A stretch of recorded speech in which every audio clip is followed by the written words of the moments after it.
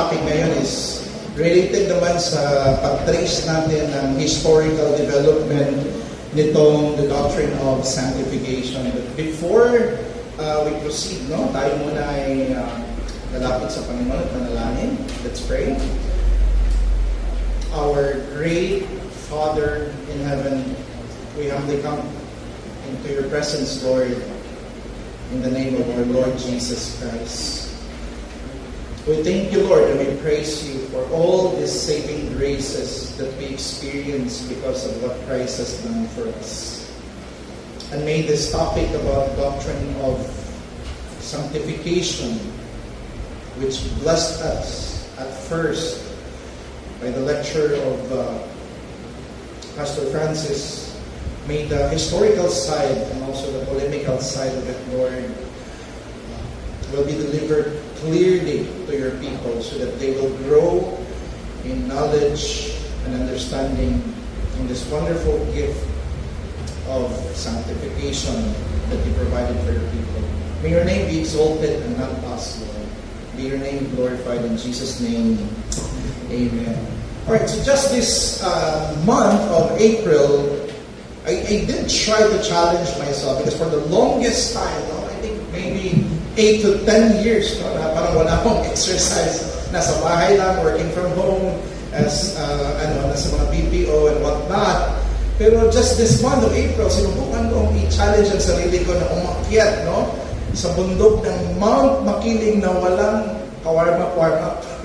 So, parang yun yung biggest challenge ko sa buhay ko because I was thinking na baka ma-develop yung willpower ko na kung maka-experience din ako ng mga high endurance na requirements sa buhay, ma-apply ko yung na-develop ko doon sa mountain. So, yeah, I did try. Every station doon sa Mount Makiling, na-observe ako nila na pahinga ng pahinga. Station 1, Station 2, pahinga. I have this philosophy na okay lang mapagod, basta huwag susuko.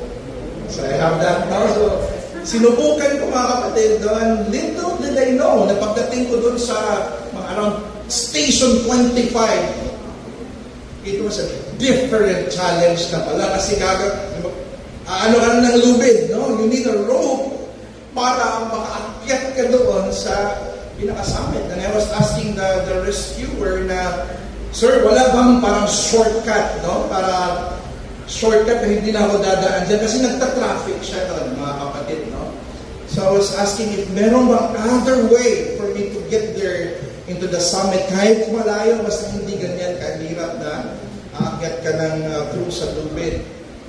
And then the rescuer said na wala nang ibang daan, kailangan mong mag-antay matapos yung pababa at kailangan mong umakyat sa lubid na napaka-slightly doon sa pinanaanan. So, naisip ko yan, mga kapatid, na illustration when I was given or assigned with this topic on sanctification. Kasi ang sanctification is napakahalaga niya sa buhay ng Kristiyano. Why? Because ang sanctification, there is no other way to go to glory other than treading into the path of sanctification. Ito yung daan na dinisenyo ng Diyos kung saan kayo maglalakbay papunta doon sa celestial city o papunta doon sa glory. And it's very clear dito sa Romans 6:22. Sinabi dito, but now that you have been set free from sin, pinalaya na kayo sa kasalanan, and have become slaves of God, the fruit you get leads to sanctification. So, right? Pinalaya tayo ng Diyos. Anong next na mangyayari? Sanctification. The path of sanctification. And what's the end? And its end, eternal life. Ito yung inordained na path para sa mga Kristiyano. Kung tunay ka na Kristiyano, ngayon naglalakad ka na dito sa path of sanctification because otherwise, if walang sanctification na nangyari sa buhay mo, then you are not saved at all. Kasi ang lahat ng kanyang ginastify, He sanctifies and glorifies. It's a unbroken chain of redemption, no, mga kapatid. As you are justified, you are sanctified, and you will be glorified. So, mahalaga dito na ang kaligtasan natin, mga kapatid, hindi lang tayo inililigtas ng Diyos sa kapahamakan o panganib ng impyerno at death, no? Salvation does not only saves us from the penalty of sin, ito din ay nagdadala sa atin o sa isang mananampalataya sa isang panibagong buhay, no? A different and a new life in grace. Kaya ang tanong dito ni Pablo sa Romans 5:1-2, what shall we say then? Okay, now that we are justified, dineklara tayo ng Diyos na matuwid sa kanyang harapan sapagkat tayo ay nananampalataya sa Kanya, right? It's an external work of justification. Dineklara tayo ng Diyos. Now ngayon, anong susunod doon? Sabi ni Pablo, mag-continue ba tayo sa kasalanan because justified na tayo? Are we going to continue to sin that grace may abound? Sabi niya, by no means. Hindi maaari. How can we who died to sin still live in it? So if we die to sin, we cannot live in a sinful life anymore.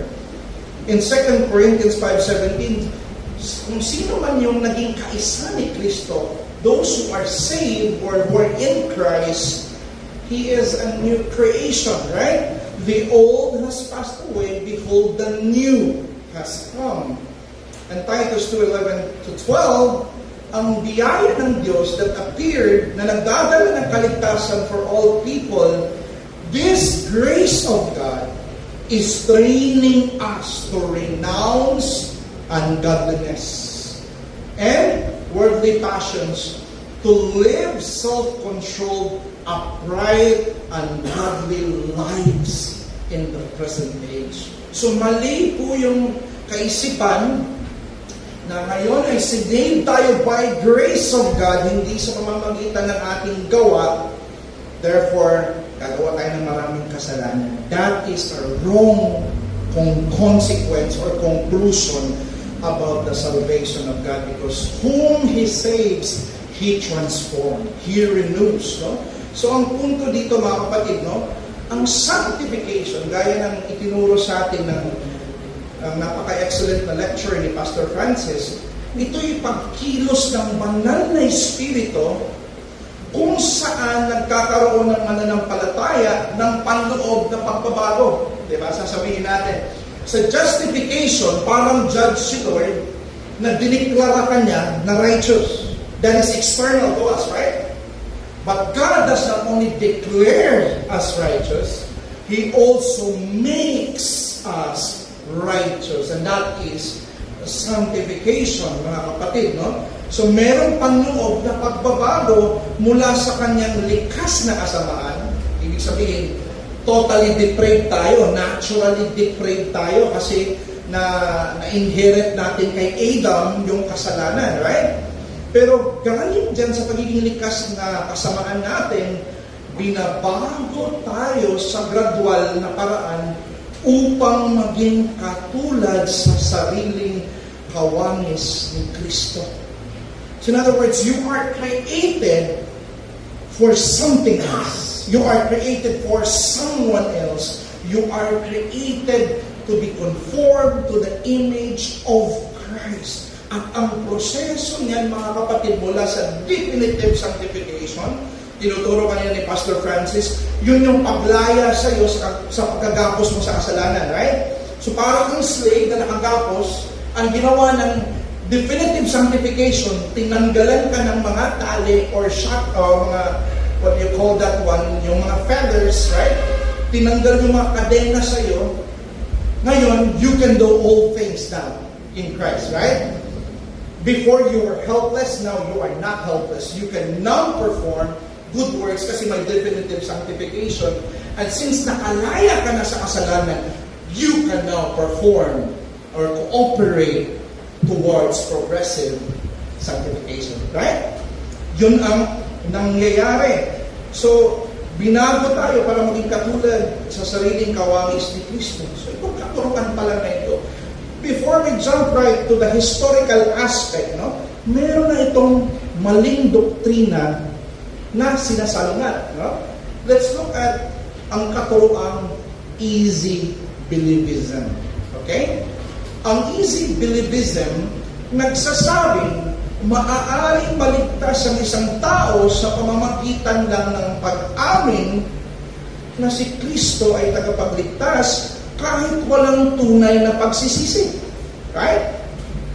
Na-experience niyo ba before na papatawag na kayo sa altar, you follow a certain prayer. Follow after me this prayer. In-acknowledge mo ba si Kristo? You are saved. Parang formula lang siya na minimemorize mo mga kapatid. If you follow the formula, then you're saved. Huwag ka nang matakot kung di mo susundin yung law.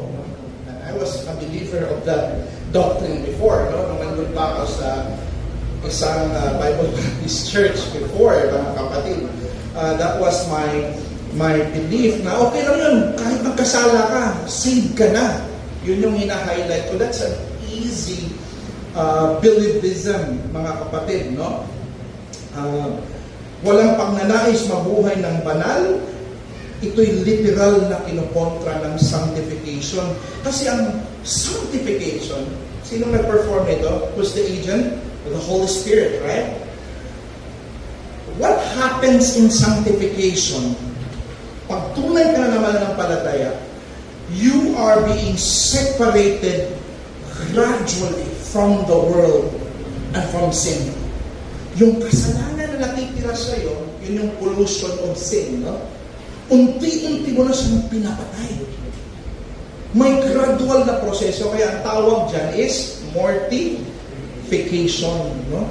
Putting to death the pollution that remains in your spiritual life.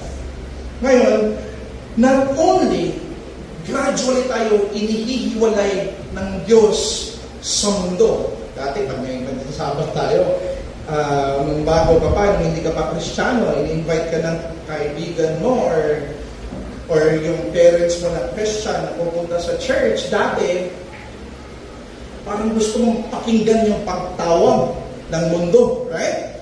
Parang na mas nai-entertain ka dun sa mundo or nai-entertain ka na magkulong sa kwarto mo kasi there's so much enjoyment in social media, Netflix, di ba?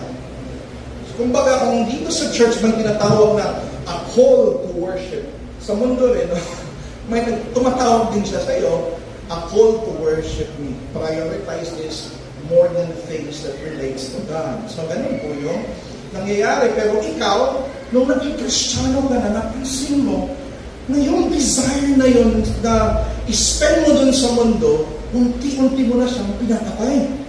Nagkakaroon ka na ng desire to kill all the remaining sin that's left in your mortal body. But not only that, ang sanctification, hindi lang siya proseso na pinapatay yung kasalanan, yung mga polusyon ng kasalanan. It enables you also to have or to produce good virtues and graces, which Reformed Christians call it vivification. No? So, in other words, pag naging Kristiyano ka, hindi mo lang siya pinapatay yung mga kasalanan na natitira sa buhay mo, nag-grow ka din sa mga mabuting bagay. Naging benevolent ka na, di ba?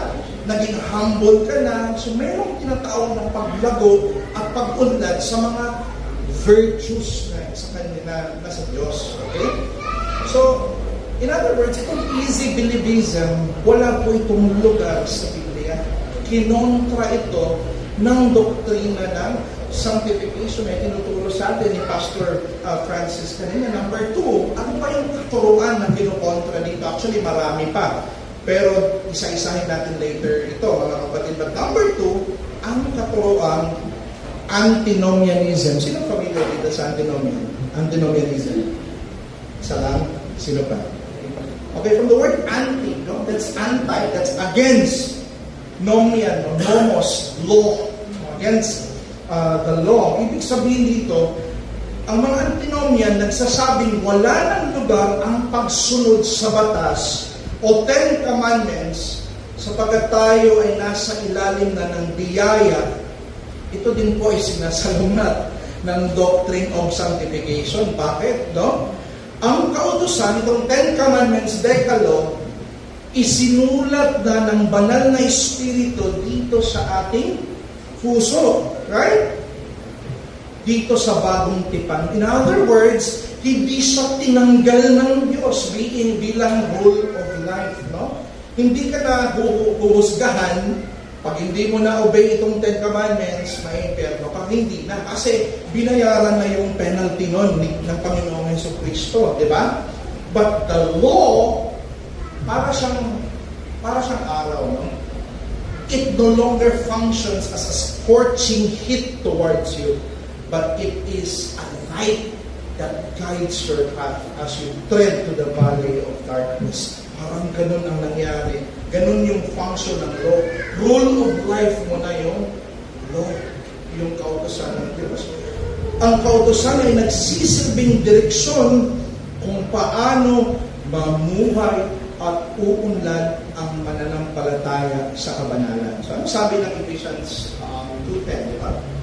For ye are His workmanship, created in Christ Jesus into every good works, which God prepared beforehand to all of us. So, diligtas daw tayo ng Diyos unto every good works. Now, if there is no law, okay, let's grant na walang law, how can you qualify a certain work as good if you don't have a standard of goodness, right? So in order for you to do good works, there must be a law that qualifies a certain action to be good or not, right? Kaya may role pa din itong batas ng Diyos, itong Ten Commandments sa atin, pero hindi na siya condemning sa atin, right? Para na siyang liwanag na nagtuturo sa atin kung saan tayo pupunta sa anyong direksyon natin. That's the reformed view of sanctification. And I believe, no, napakalinaw itong diniscuss ang iba't ibang type ng sanctification ni Pastor Francis. Kanina, naintindihan natin yun ng malinaw at maliwanag. Ngayon, mas maganda para mas lalawak pa yung understanding natin dito sa sanctification. Let us look or survey the history, no, about the doctrine of sanctification. Ito bang doctrine of, ano bang paniniwala ng mga early church fathers, ng mga early Christians patungkol sa sanctification? Develop na ba yung view nila sa sanctification nung mga naunang mga siglo, AD? Well, actually, maganda na i-observe natin. No? Important to note, ang kasaysayan ay nagpapakita ng unti-unting paglilinaw ng iglesia sa katuruan ng doktrina ng sanctification, kung paano ang biyaya na siyang nag-aaring ganap ay siya rin biyayang nagpapabanal. So, just like us, no? Hindi lahat sa atin dito matik, kung naging Christian, alam na natin lahat ng doktrina, right? Hindi gano'n, it doesn't work that way. So the early Christians din, yung early conception nila sa sanctification, hindi rin gano'n ka-refined, kagaya ng sa Reformed era. Nasa era ng time ng Reformation, kaya napakalinaw na ng formulation natin. Pero sa kanila, it's worth studying what do the early Christians believe, no? Kasi may element of truth pa din sa kanilang tinuturo. And in fact, tayo, kaya nabuo yung ating doctrine of sanctification because we are standing on the shoulders of the giant. No? Nag-build up tayo sa mga tamang paniniwala nila at tinatanggal natin yung boto, yung laman kinakain natin, right? So, the early patristic period, so nung unang panahon mga kapatid, itinuturing ng mga church fathers na ang sanctification ay isang prosesong pakikibahagi sa diwa at buhay ng Diyos. This is In theology, this is called theosis or deification. So, ang sanctification, proseso siya na magiging katulad ka ng Diyos. You will become like gods. Yan ang earthly na paniniwala. So, let's look at Irenaeus of Lyons in 130. So, nabuhay si Irenaeus. No? I think this is the first church fathers na nabasa ko. Itong si Irenaeus, when I was reading his Adversus Ioneses na libro, itong sabi niya, si Kristo daw, He caused man to cleave to and to become one with God, and unless man had joined God, he could never become a partaker of incorruptibility. First, sinasabi niya, ang tao daw, kaya naging partaker tayo sa incorruptibility or immortality dahil daw na union na tayo sa Diyos dahil kay Kristo. Sabi niya. Kasi itong pagiging incorruptible, pagiging immortal, mga kapatid, hindi po ito likas sa tao. Ang man created out of nothing is bound to disintegrate and bound to go to transition to non-existence. Kung si Adan, for example, hindi siya sinustain ng Panginoon doon sa garden, si Adan ay hindi siya magiging forever mag-exist. Mamamatay talaga si Adan. Maging ang mga fallen creatures.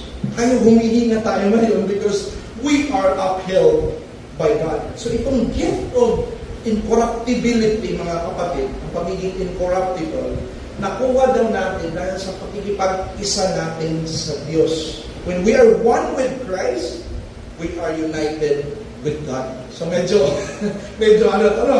Divine Mormonism, Brother Jess, no? may kaibahan, malaking kaibahan sila, mga kapatid. I-discuss natin. So tingnan muna natin yung kanilang itinuturo. So sabi dito sa Book 5 ng Against Heresies na libro, the Word of God, our Lord Jesus Christ, who did through His transcendent love, became what we are. Naging tao siya, right? He became human. Tama? Si Jesus Christ. Pero sabi niya dito, that He might bring us to be even what He is Himself.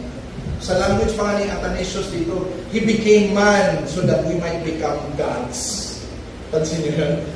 Mormonism ito, Brother Jess, ang tinuturo, no? So, i-clarify natin yan later on. So, si St. Athanasius, ito yung mga early Christians, defender of the Trinity, defender of Christology, doctrine of Christ. Sabi niya, the Word became human that we might become divine. So, pansin nyo, para magiging divine tayo, magiging kagaya sa Diyos. Sa letter ni Athanasius dito kay Serapion, sinabi niya, if the Holy Spirit were a creature, kung nilalang lang daw ang Holy Spirit, we would not have participation in God through Him. But if we were joined to a creature, kung tayo daw, if we are united to a creature, we would become strangers to the divine nature. But if we become sharers in the divine nature, pansin niyo dyan sa 2 Peter 1:4, sharer daw tayo ng divine nature. Okay? By partaking of the Spirit, someone would be insane to say that the Spirit has a created nature and not the nature of God. For it is because of this that those in whom the Spirit dwells are divinized. And if divinizes, there can be no doubt that His nature is God. So para sa mga early church fathers, take note na ino-observe natin ang kanilang paniniwala. Okay? So para sa mga early church fathers, ang layunin ng sanctification, yung pag-unlad ng Kristiyano sa kabanalan, ay ang pagiging katulad ng mga mananampalataya sa Diyos or to be like God. Sabi dito ni Jennifer Newsom Martin, ito naman ay isang neo-orthodox, no? Sabi niya, it is sanctifying grace which transforms the human being into a supernatural, divinized being. It is sanctifying grace which capacitates human beings to participate in the life and share in the merits of Christ. Now, saan tayo nag-agree, no? So, bilang mga Reformed Baptist, tayo ay sumasang-ayon na ang sanctification ay transformative na proseso na nag-aayon sa ating spiritual life na maging kagaya ng sa Diyos. Holiness, yung goodness ng Diyos, di ba? It's from God. Love is from God, di ba? Nagiging katulad tayo ng Diyos, okay? Sadyan na aspeto. Pero nananatili po tayong tao. May mga aspeto ng kanyang karakter, ng kanyang attributes na naiko-communicate niya dito sa atin. At yan po yung sanctification. We became like Christ, who is God-man. Okay? And that's the character of God. Pero yung magiging katulad tayo ng kapangyarihan ng Diyos, kapareho ng diwa ng Diyos, hindi po ganun yung tinutukoy. Yung mga holy characters and attitudes and the virtues of God, maging ang kanyang love, incorruptibility, immortality, no? Kasi kung titingnan mo sa Biblia, no, malinaw yun. Partaker tayo sa divine nature. That's in 2 Peter chapter 1 verse 4. Now, sabi dito, you may become partakers of the divine nature. So may sense talaga na sharer tayo sa divine nature ng Diyos. Okay? Ngayon, having escaped from the corruption that is in the world because of sinful desire. Nag-a-agree din tayo na ang Lord's Supper ay tinitingnan ng mga early church fathers na paraan upang ma-achieve ang theosis. Ang theosis, misunderstood yan mga kapatid na doktrina. No? So good to hear na si Michael Horton nag-a-agree dito at walang problema yung mga reform dito. Careful lang sila kasi yung theosis para magiging Diyos ka, baka easily ma-interpret natin, baka magiging God ako at mayroong universe ako na mag-rule. Kasi sa Mormonism, ganun yung belief nila. Ang ating to be like God is to be like Christ. Yan po yung ibig sabihin natin nating mga reform. At I believe yan din yung gustong ipunto ng mga church fathers na maging katulad ni Kristo. Ngayon sa Mormonism, meron silang tinatawag na ontological deification. Kung baga itong Diyos na nag-rule ngayon dito sa mundo, dati tao ito. That is the belief of Joseph Smith. No? Marami siyang mga libro na sinulat dyan na tao daw itong Diyos na nag-rule sa mundo natin. Ngayon, sumunod din siya sa kautosan ng ibang Diyos. So, naging God siya. Nag-deify siya, na-transform siya, na bago yung kanyang diwa at kanyang kalikasan, na naging Diyos siya, nag-rule siya ng mga world. So, kaya mga Mormonism, hindi nila aaminin yun mga kapatid, pero malalaman nila later on na ang katuruan pala nila magiging Diyos sila. So, delikado ito na version ng theosis, mga kapatid. No? At hindi yan ang ating itinuturo. Magiging kagaya tayo ni Kristo na holy, good, yung mga karakter ng Diyos na mga holy attributes niya, ay mag-participate tayo, no? Doon. So, sabi ni Athanasius of Alexandria sa personal letters, we are deified not by partaking of the body of some man, but by receiving the body of the Word Himself. Sa atin namang view dito, the more tayo nagpapartake sa Lord's Supper, unti-unti tayong nag-grow to become more like Christ. Kasi kaparaanan yon ng biyaya para ikaw ay lumago sa kabanalan. Kaya napaka-special at napaka-importante ng Lord's Supper sa buhay ng isang iglesia. Nakakalungkot, may iba once a year, no? It should be as often, mga kapatid, no? Hindi na natin sasabihin, ano yung frequency, baka magkano tayo dito, mga kapatid, no? Magkakaiba-iba tayo dito. So, nag-a-agree tayo na magiging katulad tayo ni Kristo. May mga characteristics ng Diyos na ma-inherit natin, na magpa-participate tayo. Pero saan tayo nag-disagree? Ating tinutulan ang mga early church fathers sa kaparaanan upang maging perfectly sanctified.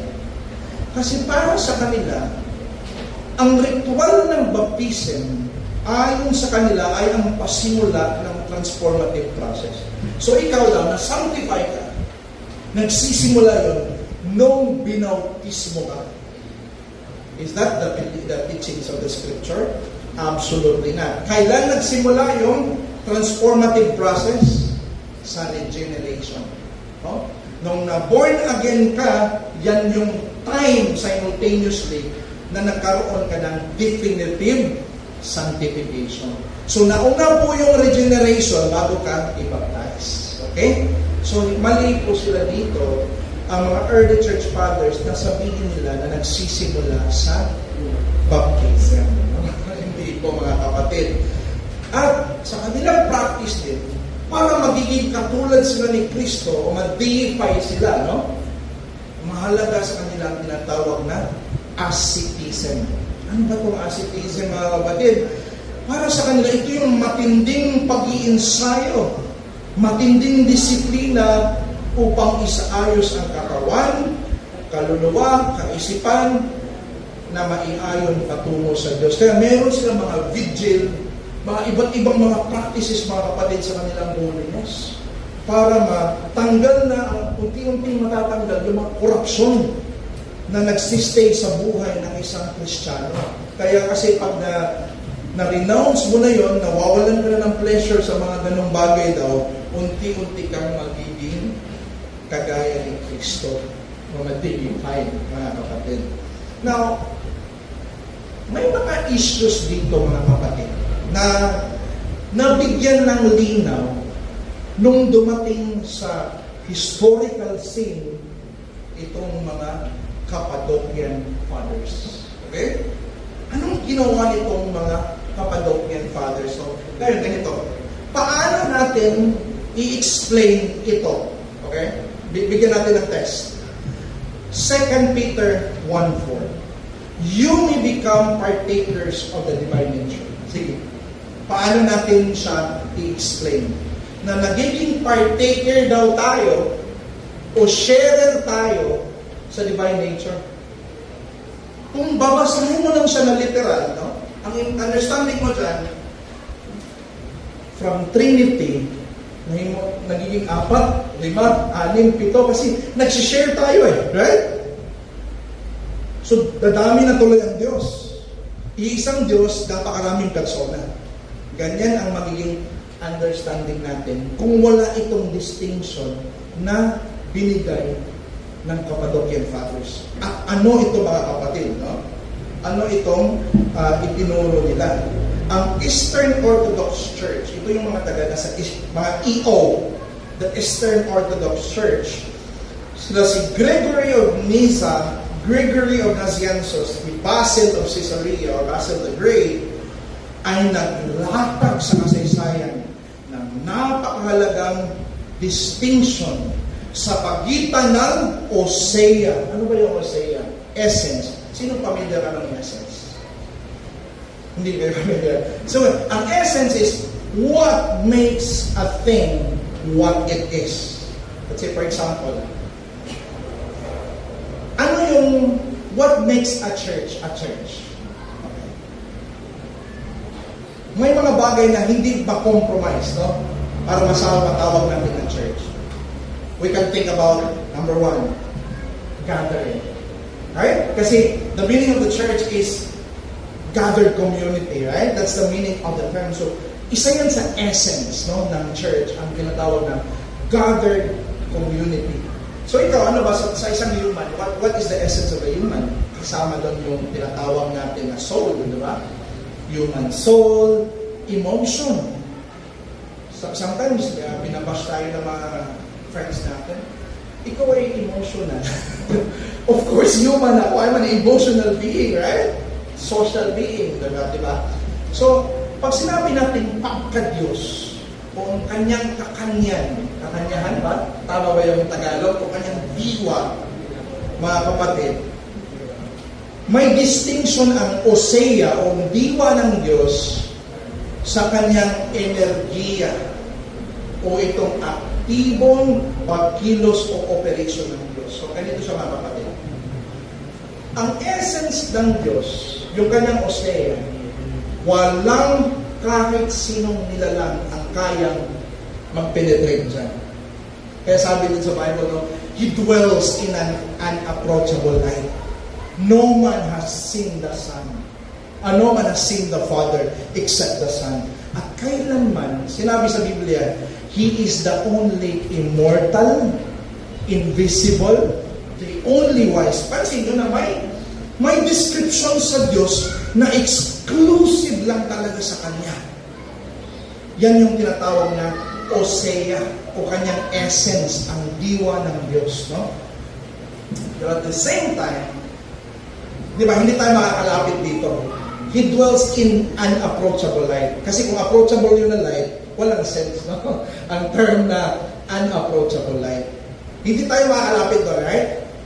Pero alam natin na ang Diyos lumapit sa atin. Right? Through the Lord Jesus Christ, through the theophanies, He stooped low and come down for people. Nag-reach out siya sa atin through His energy. Okay? Hindi yung kanyang essence. Kasi, parang sun, let's say for example, yung sun. Can we say that we experience the sun if i-embrace natin yung hot bowl na sun doon sa universe? No. By experiencing the ray of the sun, we experience the sun itself. And we don't need to travel to go to the sun itself, sa Osea ng sun, para masabi natin, we have a fellowship with the sun. Right? In the same way, ganun yung Diyos. Ang kanyang energy, ang kanyang ray, na i-experience natin. So itong deification, mga kapatid, no? Sabi dito ni Basil of Caesarea, we know our God through His operation. Energy yun, di ba? But do not undertake to approach near to His essence. Do you see that? His operations come down to us, but His essence remains beyond our reach. So, paano ito nakakatulong, itong distinction na ito, no? Ayon sa Cappadocian Fathers, ang sanctification at ang proseso ng deification ay nangyayari saan? Sa Osea o sa Energeia? Saan nangyayari? Sa Energeia. Hindi siya sa Osea. Ibig sabihin, hindi tayo nagiging kapareho sa essence na Osea ng Diyos, kundi doon sa Energeia. We remain finite and He remains infinite. Kaya yung linya na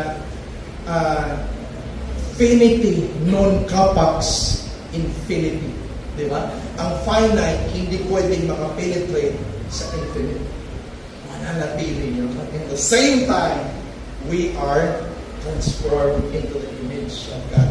So, ganun po yung napakahalaga nito. Ibig sabihin, ang proseso ng sanctification ay hindi ang pagkakaroon ng isang kalikasan o diwa o Osea sa Diyos.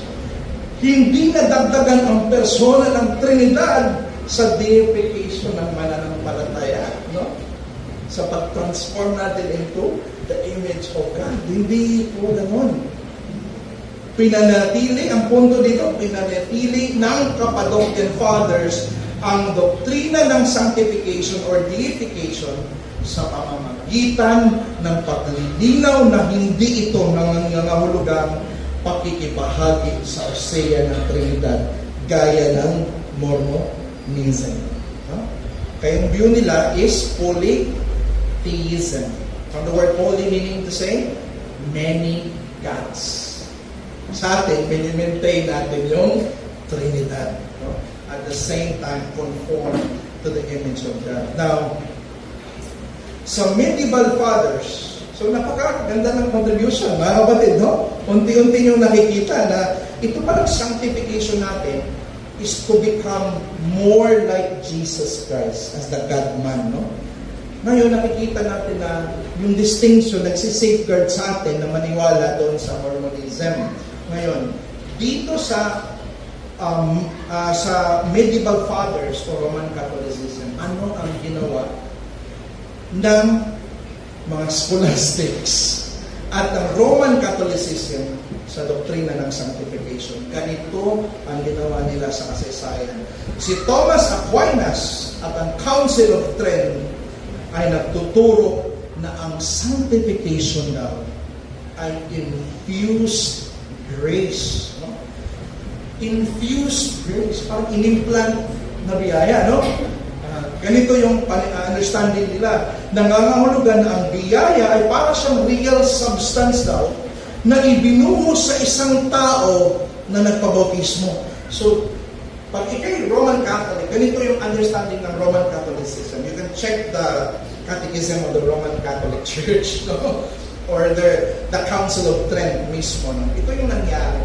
Nung binautismohan ka ng pagkabata mo, may in-infuse ang Diyos na grasya. Okay? So meron silang uncreated grace, meron din created grace. So yung sanctifying grace, o tinatawag lang the habitus or habitual grace, in-infuse yun sa'yo, nung nandun na yun sa'yo mga kapatid, pag ginawa mo lahat ng mga sakramento at ritual nila, magde-develop yun. Yung biyaya na yun. So inherently, magiging righteous ka sa kanila. At nagsisimula yan doon sa pagbautismo mo. Kaya para sa kanila, napakahalaga ng baptism. Pag nabautismohan ng isang bata, natatanggal. May kapangyarihan ang bautismo na tanggalin yung original sin at patayin yung mga remaining corruption. So ang wrong dito, since para sa kanila mga kapatid, itong sanctification, justification, di ba distinct ito sa ating view? When we talk about justification, ano bang ibig sabihin nun? Dideklara tayo ng Diyos na matuwid sa kanyang harapan. So parang guilty ka na criminal dyan. May nagbayad sa'yo ng ano mo. May nag-ako sa iyong kasalanan. So sinabihan ka, not guilty. You are righteous. Di ba? Sinasabihan ka. That's justification. Legal na pag-aaring ganap sa'yo. Di ba? Yung sanctification naman, ang justification, one time lang ang mangyayari. Right? Nung nanampalataya ka sa Panginoon, dineklara ka niya na righteous sa kanyang harapan. Now ngayon, since one-time event lang yan, confident ka na whatever He declares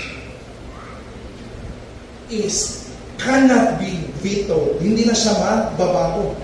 Kaya, who is He that justified? Who is He that condemned? It is Christ. It is God that justifies.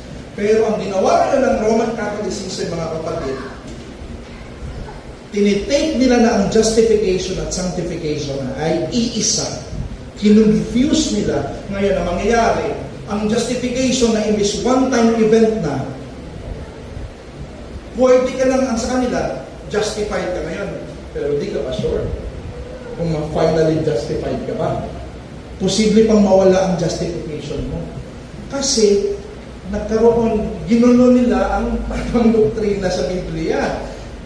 Kinonfuse nila yung justification at sanctification. So, ang point dito, nililito ng Roman Catholic ang tao na umaasa sa kanilang personal na kabanalan upang ariing ganap sa harap ng Diyos. Ang ground sa ating assurance, yung legal judgment ni Lord, yung justification, hindi po yung sanctification, no? Kasi sanctification natin, sometimes, pataas. Magdidip yan. Manghihina tayo, need natin ng means of grace, tataas na naman yan, nagpo-progress yan. Now ngayon, kung nakasandal yung favor ni Lord doon sa performance mo, hindi ka magkaroon ng peace sa buhay mo. Kasi di mo alam if babagsak ka in the future. Right? Kaya tayo, hindi natin ina-anchor yung confidence, yung trust natin doon sa holiness natin sa sanctification. Doon sa natapos na gawa ni Kristo. Yung justification natin, no? Kaya sabi ng Bible, having been justified with God, Romans 5:1, we have now peace with God. Tayo ang merong tunay na peace. Dahil yung justification na one-time event, hindi na niya babaguhin yun, mga kapatid. Now, ngayon, so, nagkaroon ng problema dito sa Roman Catholic, no? So we are now we're heading to the last one na, mga kapatid. I think it's still on time. Alright, so, alam niyo ba, mga kapatid, hindi ko na siya tatalakayin yung reform view, kasi natalakay na ni Pastor Francis. Pero alam niyo ba, sa kasaysayan ng reform, meron din issue na nangyari within sa isang Presbyterian Reformed Church.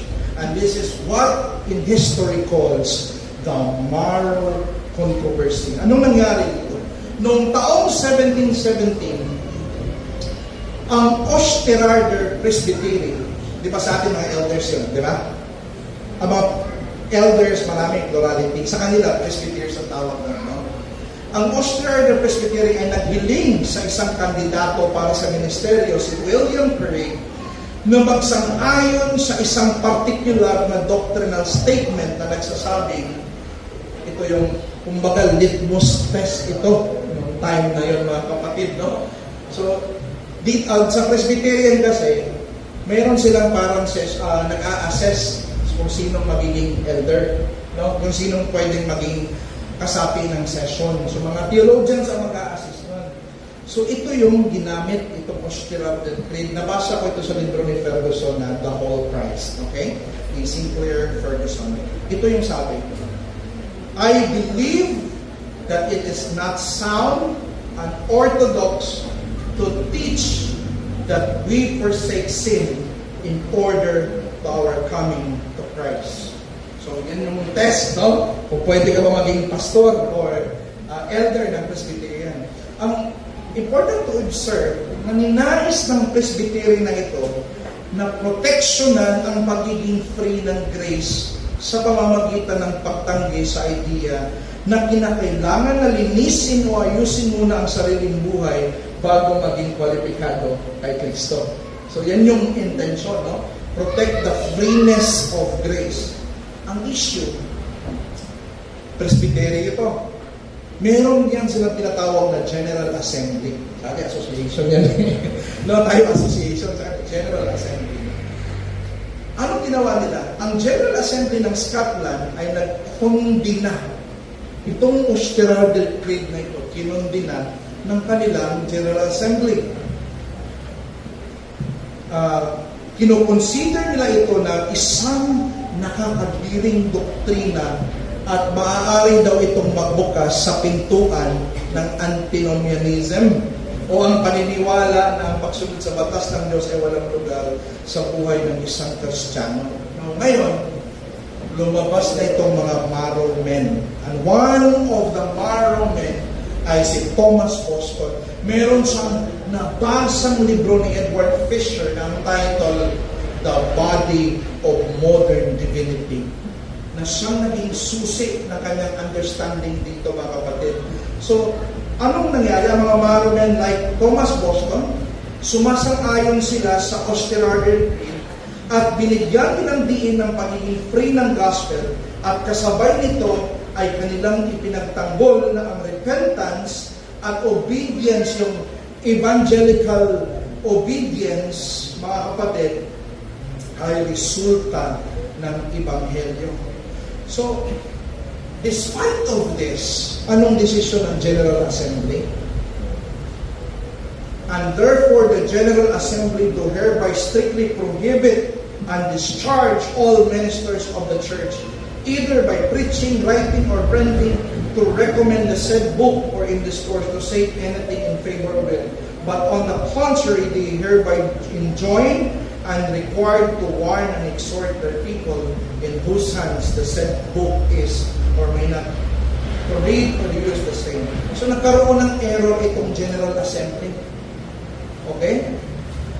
Ang General Assembly nagkamali sa kanilang pagkundina sa Osterarder Creed at nakikita ito ng mga Marome na isang legalistic requirement sa kaligtasan. Yung, for example, pag-uwi mo muna yung buhay mo, dapat sanctified ha?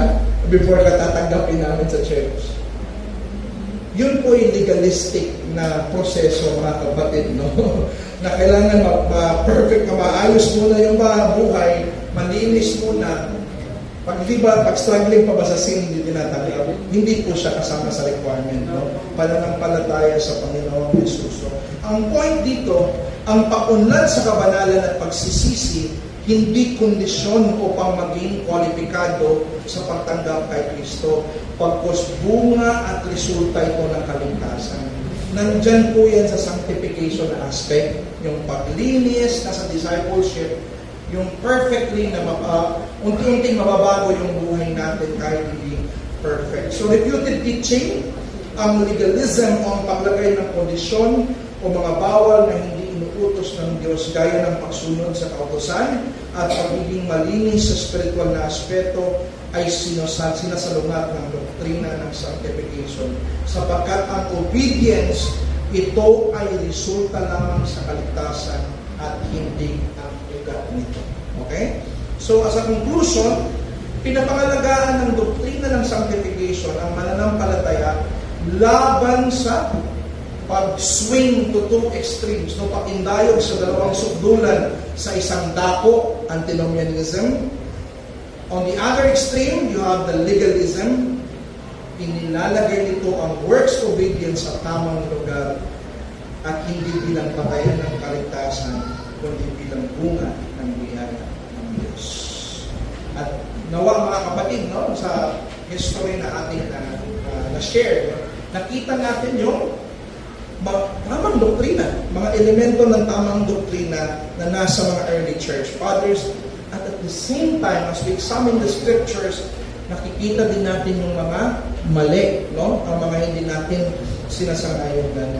Pero in either way, itong sanctification na i-present sa atin, isa po itong napaka-wonderful gift ng Panginoon. At lahat po tayo mga mananampalataya ay nandito ngayon sa path ng sanctification. So ang challenge ko sa atin, pursue sanctification. Love the cross of Christ. No? Kasi yung mga challenges sa sanctification, dito lang yan sa mundong ito. No? There, in the other side of glory, may enjoy na natin, no? Ang glorification. Kaya ipaglaban mo, no? Bagamat ikay manghihina, pero huwag kang sumuko. Ipaglaban natin ang ating sanctification. Let's pray to the Lord for that. Yes, ang ating topic ngayon is related naman sa pag-trace natin ng historical development nitong the doctrine of sanctification. But before we proceed, no, tayo muna ay lalapit sa Panginoon at manalangin. Let's pray. Our great Father in heaven, we humbly come into your presence, Lord, in the name of our Lord Jesus Christ. We thank you, Lord, and we praise you for all these saving graces that we experience because of what Christ has done for us. And may this topic about doctrine of sanctification, which blessed us at first by the lecture of Pastor Francis, may the historical side and also the polemical side of it, Lord, will be delivered clearly to your people so that they will grow in knowledge and understanding in this wonderful gift of sanctification that you provided for your people. May your name be exalted and not us, Lord. May your name glorified in Jesus' name. Amen. Alright, so just this month of April, I did try to challenge myself because for the longest time, no, I think maybe 8 to 10 years, no, na parang wala akong exercise. Nasa bahay lang, working from home, as nasa mga BPO and whatnot. Pero just this month of April, sinubukan kong i-challenge ang sarili ko na umakyat, no, sa bundok ng Mount Makiling na walang kawarma-warma. So, parang yun yung biggest challenge ko sa buhay ko because I was thinking na baka ma-develop yung willpower ko na kung maka-experience din ako ng mga high endurance na requirements sa buhay, ma-apply ko yung na-develop ko doon sa mountain. So, yeah, I did try. Every station doon sa Mount Makiling, na-observe ako nila na pahinga ng pahinga. No? Station 1, Station 2, pahinga. No? I have this philosophy na okay lang mapagod basta huwag susuko. So I have that now. So, sinubukan ko mga kapatid doon. Little did I know na pagdating ko doon sa mga around Station 25, it was a different challenge na pala kasi ano ka ng lubid. No? You need a rope para makaakyat ka doon sa pinaka-summit. And I was asking the rescuer na, sir, wala bang parang shortcut, no? Para shortcut na hindi na ako dadaan dyan kasi nagta-traffic siya doon, mga kapatid, no? So I was asking if meron bang other way for me to get there into the summit kahit malayo, basta hindi ganyan kahirap na aakyat ka ng through sa lubid. And then the rescuer said na wala nang ibang daan, kailangan mong mag-antay matapos yung pababa at kailangan mong umakyat sa lubid na napaka-slightly doon sa pinanaanan. No? So, naisip ko yan mga kapatid na illustration when I was given or assigned with this topic on sanctification. Kasi ang sanctification is napakahalaga niya sa buhay ng Kristiyano. Why? Because ang sanctification, there is no other way to go to glory other than treading into the path of sanctification. Ito yung daan na dinisenyo ng Diyos kung saan ikay maglalakbay papunta doon sa celestial city o papunta doon sa glory. And it's very clear dito sa Romans 6:22. Sinabi dito, but now that you have been set free from sin, pinalaya na kayo sa kasalanan, and have become slaves of God, the fruit you get leads to sanctification. So, right?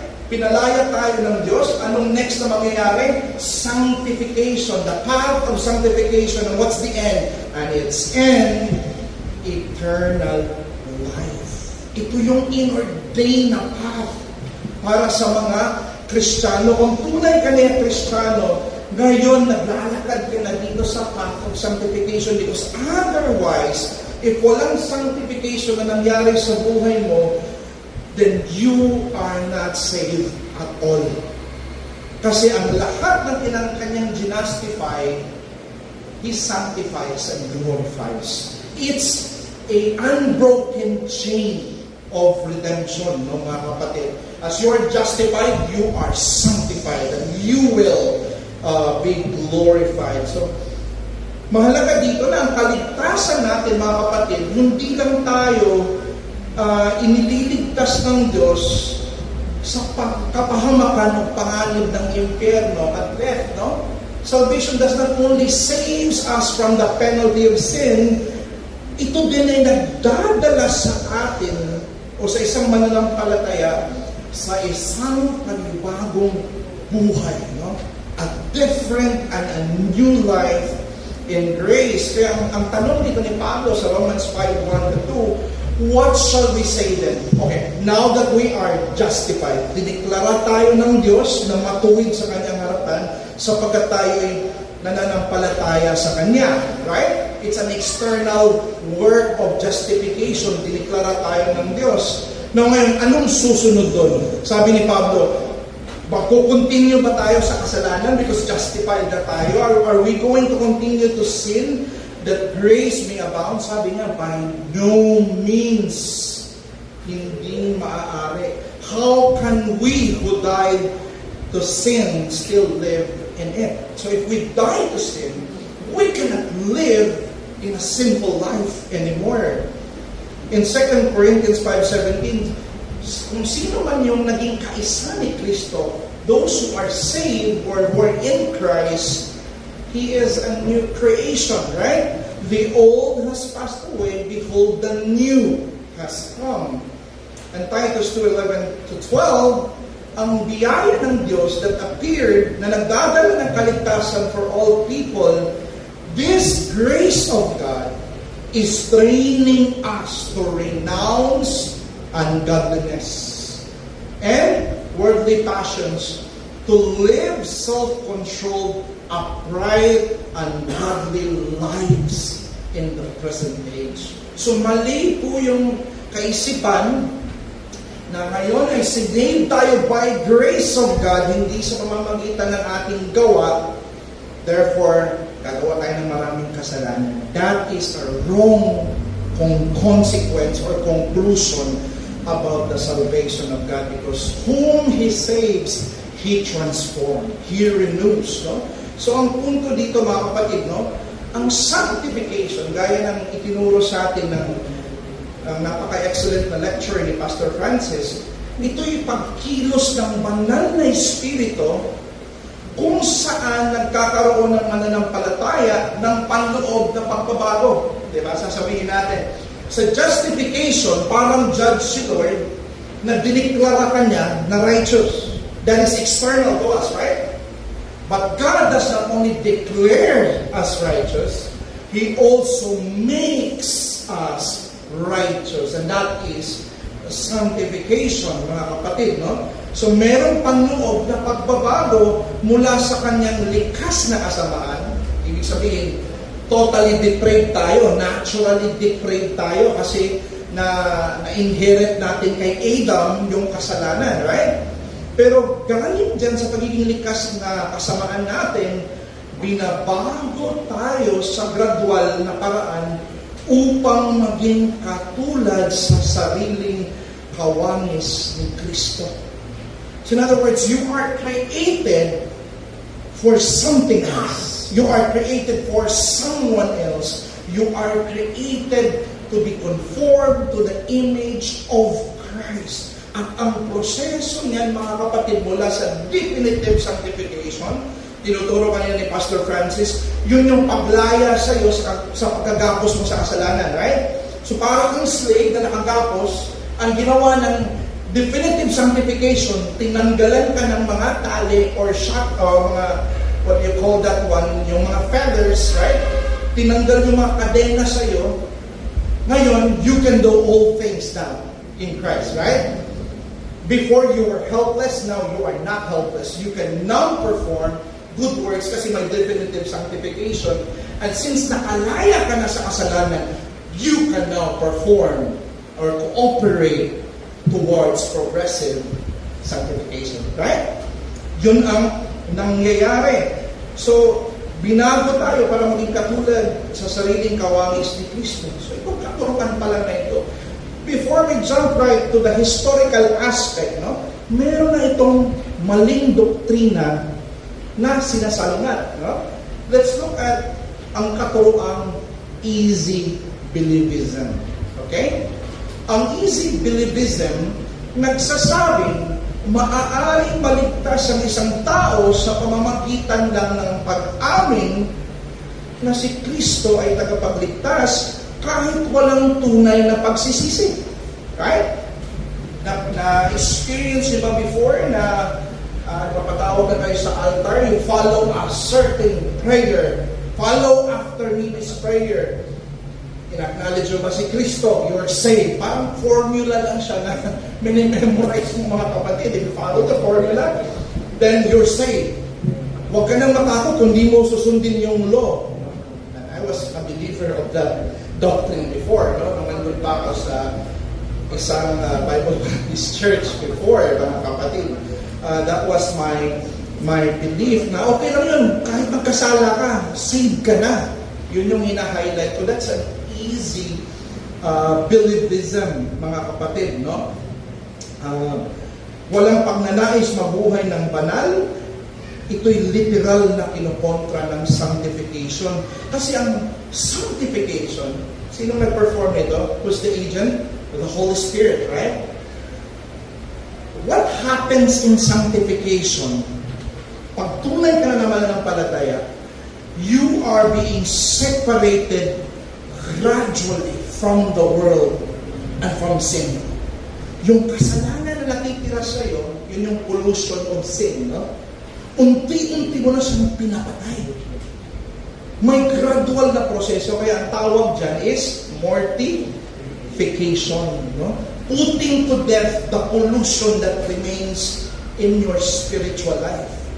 Ngayon, not only gradually tayo inihihiwalay ng Diyos sa mundo. Dati pag may nagsasabat tayo, nung bago ka pa, nung hindi ka pa Kristiyano, ini-invite ka ng kaibigan mo or yung parents mo na Christian na pupunta sa church, dati parang gusto mong pakinggan yung pagtawag ng mundo, right?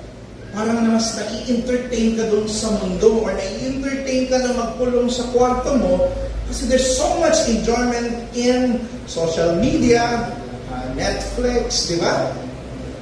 Kumbaga, kung dito sa church may tinatawag na a call to worship, sa mundo rin, may tumatawag din siya sa iyo, a call to worship me. Prioritize this more than things that relates to God. So, ganun po yung nangyayari. Pero ikaw, nung naging Kristiyano ka na, napansin mo, na yung desire na yun na i-spend mo dun sa mundo, unti-unti mo na siyang pinapatay. Nagkakaroon ka na ng desire to kill all the remaining sin that's left in your mortal body. But not only that, ang sanctification, hindi lang sa proseso na pinapatay yung kasalanan, yung mga polusyon ng kasalanan, it enables you also to have or to produce good virtues and graces, which Reformed Christians call it vivification. No? So, in other words, pag naging Kristiyano ka, hindi mo lang siya pinapatay yung mga kasalanan na natitira sa buhay mo, nag-grow ka din sa mga mabuting bagay. Naging benevolent ka na, di ba? Naging humble ka na. So, mayroong tinatawag ng paglago at pag-unlad sa mga virtues na sa kanila na sa Diyos. Okay? So, in other words, itong easy believism, wala po itong lugar sa Biblia. Kinontra ito ng doktrina ng sanctification na tinuturo sa atin ni Pastor Francis kanina. Number 2, ano pa yung katuruan na kinokontra dito? Actually, marami pa. Pero isa-isahin natin later ito, mga kapatid. But number 2, ang katuruan, antinomianism. Sino familiar dito sa antinomianism? Isa lang? Sino pa? Okay, from the word anti, no? That's anti, that's against. Nomian, no? Nomos, law. Against the law. Ibig sabihin dito, ang mga antinomian nagsasabing wala ng lugar ang pagsunod sa batas o 10 Commandments sapagkat tayo ay nasa ilalim na ng biyaya. Ito din po ay sinasalungat ng doctrine of sanctification. Bakit? No? Ang kautusan, itong 10 Commandments, Decalogue, isinulat na ng banal na Espiritu dito sa ating puso. Right? Dito sa bagong tipan. In other words, hindi siya tinanggal ng Diyos bilang rule of life. No? Hindi ka na huhusgahan pag hindi mo na-obey itong 10 Commandments, may impyerno. Pag hindi na, kasi binayaran na yung penalty nun ng Panginoong Jesucristo, di ba? But the law, para siyang araw, no? It no longer functions as a scorching heat towards you, but it is a light that guides your path as you tread to the valley of darkness. Parang ganun ang nangyari. Ganun yung function ng law. Rule of life mo na yung law, yung kautusan ng Diyos. Ang kautusan ay nagsisilbing direksyon kung paano mamuhay at uunlad ang mananampalataya sa kabanalan. So, ano sabi ng Ephesians 2:10, diba? For ye are His workmanship, created in Christ Jesus into every good works, which God prepared beforehand to all of us. So, diligtas daw tayo ng Diyos unto every good works. Now, if there is no law, okay, let's grant na walang law, how can you qualify a certain work as good if you don't have a standard of goodness, right? So in order for you to do good works, there must be a law that qualifies a certain action to be good or not, right? Kaya may role pa din itong batas ng Diyos, itong 10 Commandments sa atin, pero hindi na siya condemning sa atin, right? Para na siyang liwanag na nagtuturo sa atin kung saan tayo pupunta, saan yung direksyon natin. That's the reformed view of sanctification. And I believe, napakalinaw itong diniscuss ang iba't ibang type ng sanctification ni Pastor Francis kanina. Naintindihan natin yun ng malinaw at maliwanag. Ngayon, mas maganda para mas lalawak pa yung understanding natin dito sa sanctification. Let us look or survey the history, about the doctrine of sanctification. Ito bang doctrine of, ano bang paniniwala ng mga early church fathers, ng mga early Christians patungkol sa sanctification? Develop na ba yung view nila sa sanctification nung mga naunang mga siglo, AD? Well, actually, maganda na i-observe natin. Important to note, ang kasaysayan ay nagpapakita. You have just watched a lecture from the Theo Talk mini-conference, presented by the Association of Reformed Baptist Churches, Calabarzon, a fellowship of local churches united by a shared confession, gospel convictions, and commitment to Christ's Lordship. Soli Deo Gloria.